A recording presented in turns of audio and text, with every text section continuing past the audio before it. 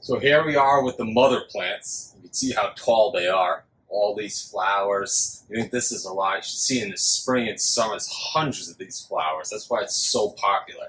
So these are my, like I said, my mother plants. So now I got to take some more cuttings for round 2. So I got a tray. Just throw it down here. And basically, I'm just going to go along to all the growth points and cut off about 3 to 4 inches.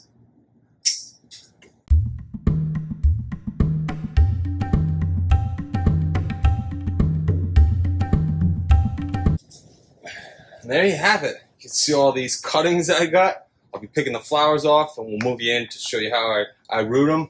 But that looks pretty good to me. And these plants really thrive off of this. So even if you're not going to make cuttings, for example, this guy, sending it way too high. He's way too high for me. So I would snip him back to here.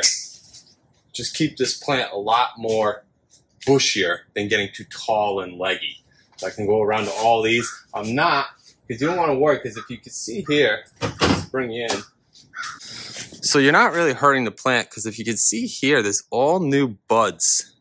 So they're just going to send up everywhere along this stem, and it's going to regrow, and you'll never even know that you took any cuttings off this once the next spring rolls around and it really starts to flourish. So everywhere you see a stem, let's go up this. You can see 1 growth point. 2 on the other side, 3, 4, 5, 6. So it just keeps going at every node. So this plant is just super fun. Well, let's get in and start propagating. Okay, so we got our cuttings. First step is to trim off any of the flowers.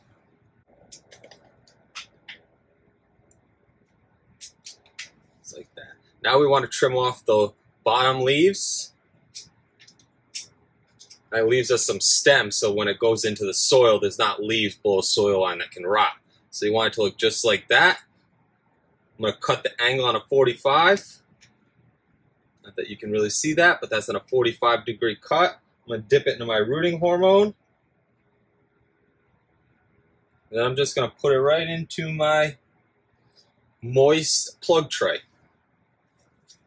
So you get cutting, cut off the flowers. The reason you cut off the flowers is because you don't want the energy from this plant to have to be focused to flowers. It's struggling as it is. It's just been snipped. So you want all that energy going into the roots, making sure this plant survives. So we get the flowers off. Now we cut the leaves. 45-degree angle. Dip in the rooting hormone. And in we go. I'll just fire along down the line.